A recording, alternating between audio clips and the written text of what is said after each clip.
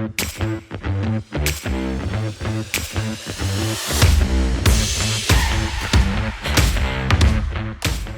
parents, my name is Dan Dosky, and like you, I am a baseball and softball parent and a recovering coach, but my background is in television and video. I've worked in that field for 30 years, and 25 of which was spent in sports departments covering live sporting events and taping sporting events, bringing them back to the station, editing them down for putting them on the air.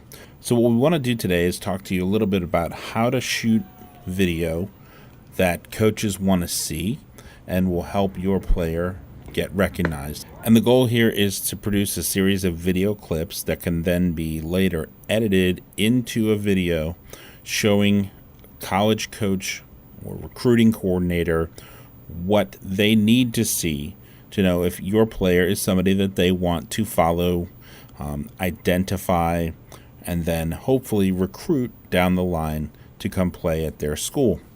So a couple of things, just best practices.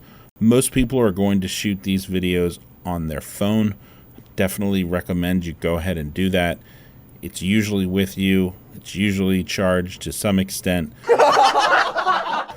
And it's usually got a pretty good camera on it these days. So if you're shooting on your phone, rule number one, always record in landscape mode. That means hold the phone sideways,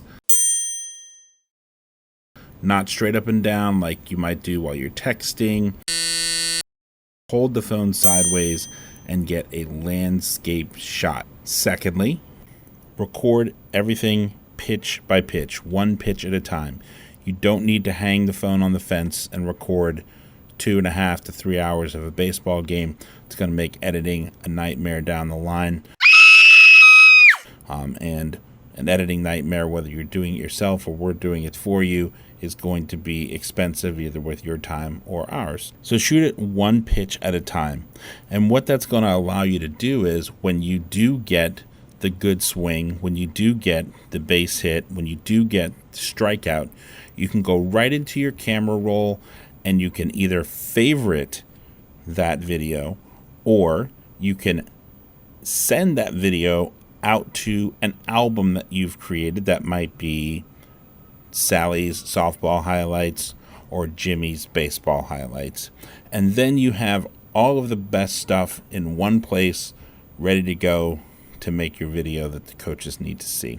Next thing is get up on the fence and shoot through the fence. So put that camera lens through the hole in the chain link fence or the netting if you're on a field that has netting.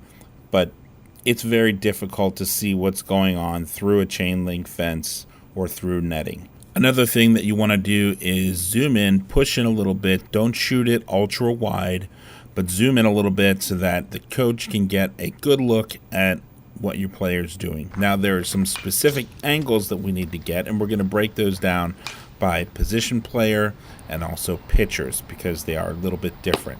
For position players, it's mostly going to be about the hitting, and you want to get two different angles for hitting. One is the open side of your player. So if your player is a right-handed batter, you want to be along the first base fence. If your player's a left-handed batter, you want to be along the third base fence. And you don't need to get a ton of this angle, but you do need to get a few good swings. This does not need to be a hit or a home run or a double or a triple. Just a good swing with good contact. If you get 3 or 4 good ones, you're good to go probably for the season. So the other angle that we want to get is from behind home plate slightly to the open side of your player. So if you have a right-handed hitter, maybe on a 30 to 45 degree angle at the most from behind home plate so that the coach can see the travel of the ball. Hopefully we have a lot of nice frozen ropes or line drives to put on that video. But we want to see the travel of the ball, and it also will allow the coach to see the pitch. The pitch is important because you want to ideally get a good hit against good competition. So the coach will be able to see, is this pitcher really bringing it, and your player turned the ball around and got a base hit, Was the pitch outside and he went the other way?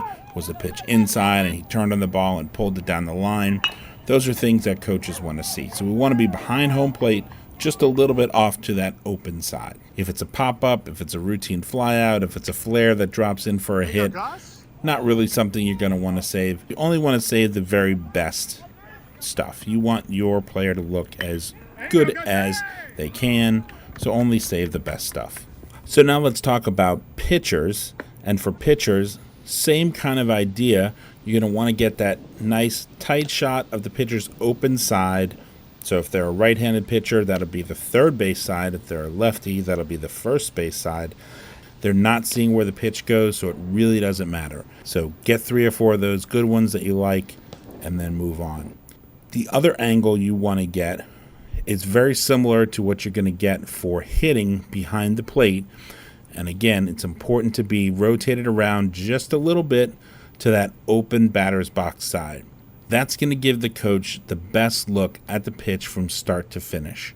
So if your pitcher has horizontal and vertical break, the ball's breaking not just up and down but side to side, that angle is going to show that. But you don't want to be right behind home plate where the umpire and the batter are blocking the view of that pitch from start to finish. So you want to be on the open batter's box side. And if a lefty hitter comes up and you're able to move over to that open side, go ahead and do that. Now the third thing that you might consider trying to get, although it's a little bit more difficult and time consuming, is capturing defensive plays. For defensive plays, you really do need some stamina. You need to be able to be willing to wait it out. And the truth is, you might shoot an entire baseball game and the balls never hit to your player. So what do you do then? Well, you just delete all that video because there's no point in saving it. So defensive plays are sometimes better off gotten from showcases or even warm-ups. If you can get your player to kind of pay attention and realize that you're shooting them in warm-ups, that honestly is a better way to get bang for your buck as far as defense. So once you have all these great pitches, great hits, swings, etc. saved, that's where the editing piece comes in, and we are here to provide that service for you if you need it, to add some graphics and things like that to make the video informative and concise and what the coaches need to see. So thank you for your time and attention. Look forward to seeing all you guys out at the field with your phones plastered up against the fence, getting all this great video of your players, and let's find them a place to play at the next level. We'll see you guys out there.